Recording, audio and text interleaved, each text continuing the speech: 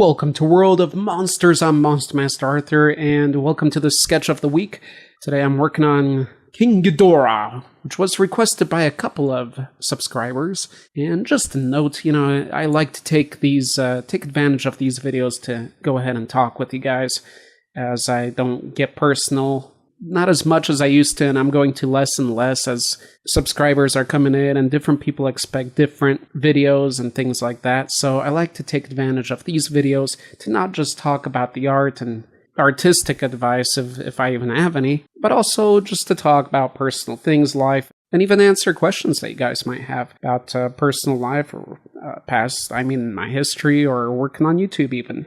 Working here, as often, the challenge starting off is fitting the monster on the page and fitting it in an interesting way and to get a kind of nice, somewhat action-packed, or not necessarily action-packed, but characteristic position of the creature that I'm working on. So I chose to go with the horns, I believe the horn design from the original King Ghidorah. And so I went with those because I like them. They're a bit longer. They're more like sort of antler horns of springbuck, for example, from Africa. So yeah, and another thing I wanted to talk about is actually what happened a few days ago. It's old news now on YouTube, but I don't care. It was on my mind before quite a bit, and I was saving this discussion to talk with you guys, but now the passion for the topic kind of left, so I hope I can remember what I was trying to communicate with you guys. But it's regarding another YouTuber, a big YouTuber with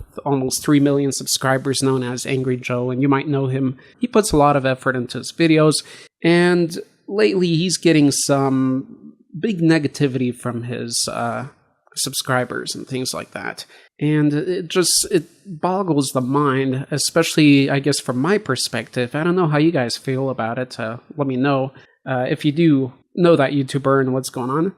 But they've been really negative about it, about him, to him, because he said he'd be doing some certain videos that people love, which in his case are game review videos, but he goes really in depth with them. And hopefully, as you guys know, being subscribed here, that takes a hell of a lot of work, going in depth like that, doing the green screen and all that. And his audience is just really expectant of him to produce these videos. And when he doesn't, they get angry and they put him down, and he gets a lot of dislikes, but they still stick with him because they want to see those and only those. And if he wants to produce something else, they get upset. And it seems people just really forget that this is YouTube. This is Angry Joe's, or that is Angry Joe's channel. He can do whatever the hell he wants. If he wants to disable comments, that's fine. He's not disabling necessarily free speech, because he can still go to public forums, but when you're in his discussion and there's a ton of negativity or spam and he doesn't want to see that, it's like a classroom. It's like living at your parents' house, as the saying goes.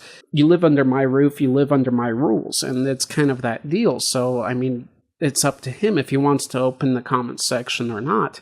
And if he's going to open it and just see a bunch of hate, then I wouldn't blame him for closing it, for not having the time or just not producing those videos. In the end, this is all free. You pay for the internet, but you get YouTube for free. And YouTubers should be appreciated. Even, yes, if they develop big enough and they do make money off of it, you're still not paying anything unless you're supporting them on Patreon or doing something that's paying for particular content, and you're not getting it, then you have a right to be angry. But just like so, it's completely ridiculous. And at the time, it just really got me thinking about my subscribers and all that. Generally, I don't see my subscribers as being that spoiled and being rather intelligent. But again, I'm not nearly as big as him. He said when he was at 1 million subscribers, it was a lot smoother, a lot better in the comment section in the community. And one of my favorite things about running a channel is the community.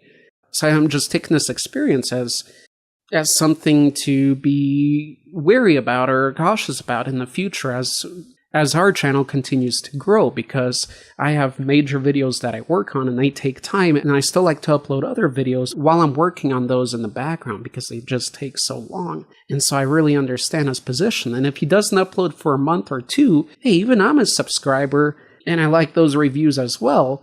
I'm not going to hate the guy for not uploading it. I'd like to see them, but if I don't, it doesn't matter that much to me. And how many other YouTubers and big YouTubers make game review videos on the internet, on YouTube already? How many other gamer YouTubers can you just switch to and watch instead of Angry Joe if he doesn't upload it? And if you're that big of a fan that you just want to watch him, then give him your support instead of putting the guy down. And this just doesn't go to Angry Joe. I mean this about any YouTuber out there that actually puts the effort into the videos. And a lot of them don't, and they still grow very fast and get huge, and it's just not fair, but you get a perspective on how our society works. But there's many out there that really put the effort in, put the research in, put the editing, the acting, the scripting, whatever it may be in their case. But there's a lot that try and work hard at it. So I just wanted to get that off my chest. And another YouTuber that probably said it even better than me is our great Boogie2988. If you're not subscribed to Boogie, you certainly should be. He's an even bigger YouTuber than Angry Joe, but he made a cool video about it. But I guess making the circle back to this channel, I just want to make sure I do everything to prevent something like that in the future. And I don't get too many negative comments, but I do sometimes. And if they're really just stupid, plain out troll comments, I mean nothing in the realm of critique, just really nasty or stupid, I go ahead and delete those. Because I'm not going to reply to them, but I read your guys' comments, and you know this. I do read all the comments, I always have. And when I review the comments and look for new ones and I see an old comment like that, obviously it doesn't feel that great. So sure, I'll admit that once in a while I'll delete just a ridiculous child's comment that doesn't really relate with the video or the topic. It's just hate speech. And again, I welcome free speech and all that. But again, this isn't a big issue here, not yet. And I do follow a certain dignity and system of honor. And again, I do see my audience to be quite supportive and level-minded, so I even expect them sometimes to help moderate within the comments section, as I would as well if I saw somebody writing something ridiculously messed up under a YouTuber's video that I liked. So again, it's sort of that classroom environment.